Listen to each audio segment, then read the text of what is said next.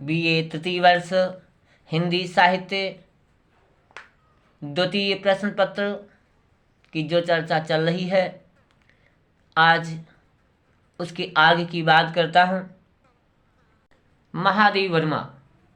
तो महादेव वर्मा जी के द्वारा जो लिखा हुआ रेखा चित्र भक्तिन है, उसके विषय में जाने और उसका सार सुने। भक्तिन महादेवी का अत्यंत प्रभावशाली रेखा चित्र है।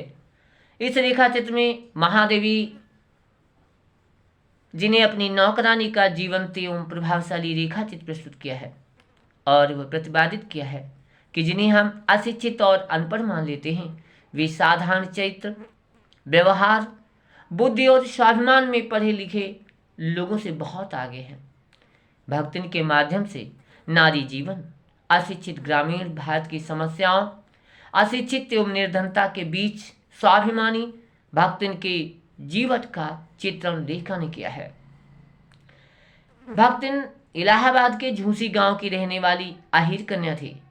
बाल विवाह और वैधव्य का कष्ट उसे प्रारंभ में ही भोगना पड़ा और जीविका के लिए वो महादेवी जी के पास आई। ठेठ ग्रामीण अवधि बोलने वाली भक्तिन का चित्र खींचते हुए वे लिखती हैं, छोटे कद और दुबले शरीर वाली भक्तिन अपनी पतली ओठों और कानों में दृढ़ संकल्प और छोटी आंखों में एक विचित्र समझदारी लेकर उपस्थित हुई थी। सेवक धर्म में वे उसे हनुमान मानते थे।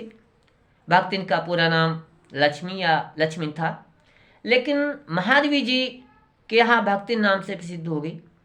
भक्तिन के ग्रामीण परिवेश और पैतृक स्थिति का वर्णन करने के उपरांत लेखिका ने उसके व्यक्तित्व का वर्णन किया है। उनके अनुसार मानव चरित्र की एकांत दुर्बलताएं भक्तिन में विद्यमान हैं। इसके बावजूद उसमें अनेक गुण उसे महान बनाते हैं। वे कहती हैं, पर वह मूर्ख या विद्या बुद्धि का महत्व नहीं जानती। ये कहना असत्य कहना है। अपनी विद्या के अभाव को वो मेरी पढ़ाई लिखाई पर अभिमान करके भर लेती है। भक्तिन है तो नौकरानी पर महादेवी जी कहती हैं कि सेवक स्वामी का संबंध कहना कठिन है। भक्तिन को नौकर कहना वे असंगत मानती हैं। इसका कारण उसके व्यक्तित्व की विषमताएं हैं। उनके अनुसार उनके भीतर से एक स्नेह और सहानुभूति की आभा फूटती रहती है। इसी से उसके संपर्क में आने वाले व्यक्ति उसमें जीवन की सहज मार्मिकता ही पाते हैं। भक्तिन महादेवी के व्यक्तित्व को ही अपना व्यक्तित्व और उनकी महानता में संतुष्ट समग्र व्यक्तित्व है, जिसको खोकर भी उसकी कहानी को पूरा नहीं करना चाहती। इसके बाद आप देखें विष्णु प्रभाकर। तो विष्णु प्रभाकर जी द्वारा लिखित नायलंग शैली की छाया में, नायलंग शैली की छाया में ये यात्रा वृत्त है। तो इस यात्रा वृत्त का सार सुने। नायलंग शैली की छाया में यात्रा वृत्तांत विष्णु प्रभाकर द्वारा लिखा गया है।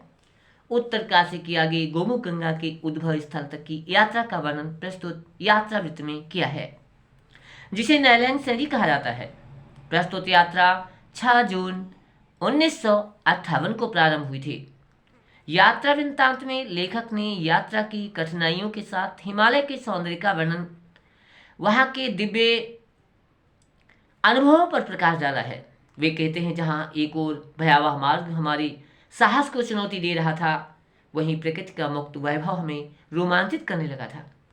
वे लिखते हैं कि मृत्यु रूपी मार्ग पर रिद्धि सिद्धि जैसा वैभव विद्यमान था। देवघाट का वर्णन करते हुए लिखते हैं, यहाँ शाश्वत हेम का साम्राज्य था। देवघाट का वास्तविक नाम देव गाछ, तो ना सुने, देवघाट का वास्तविक नाम देवगाछ या देवगार है। गढ़वाली में नदी का गार भी कहते हैं। गढ़वाली में नदी को गार भी कहते हैं। यात्रा वृत्त का उद्देश्य पाठक को यात्रा स्थल से इस तरह परिचित कराना है जिससे उसे स्वयं यात्रा का अनुभव हो सके। विष्णु प्रभाकर जी ने यात्रा की हर कठिनाई, हर सुंदरता के साथ वनस्पतियों, वृक्षों का नाम और उनकी औषधि विशेषता तथा स्थान नामों की भाषा वैज्ञानिक विवेचना करते हुए यात्रा स्थल को सजीव बना दिया है। हिमालय की विशेषता बताते हुए कवि हो जाते हैं, हिमालय ही भूमा है, हमारी संस्कृति की तरह हिमालय योगीराज है, अनवरत अनाहत नाद वहां गूंजता रहता है। गोमुख पहुंचकर उन्होंने देवनदी के उद्गम गहवर को देखा और विभोर हो गए। वास्तव में हिमालय के सौंदर्य और वहां की देव दुर्लभ छवि की दृष्टि से प्रस्तुत यात्रा वृत्तांत लेखक की कुशलता का परिचायक है। इसके बाद देखें हरिशंकर परसाई। हरिशंकर परसाई जी द्वारा जो लिखित अपनी अपनी हैसियत व्यंग्य है ये, तो इसका सार सुने। हरिशंकर परसाई हिंदी के ऐसे व्यंग्यकार हैं जिन्होंने सामाजिक विसंगतियों पर प्रहार किया है। अपनी अपनी हैसियत में धनाढ्यों की उस अमीरी का वर्णन किया जो दिखावे के लिए जन्म मृत्यु विवाह पर विज्ञापन करके अपनी व्यापारिक बुद्धि का परिचय देते हैं।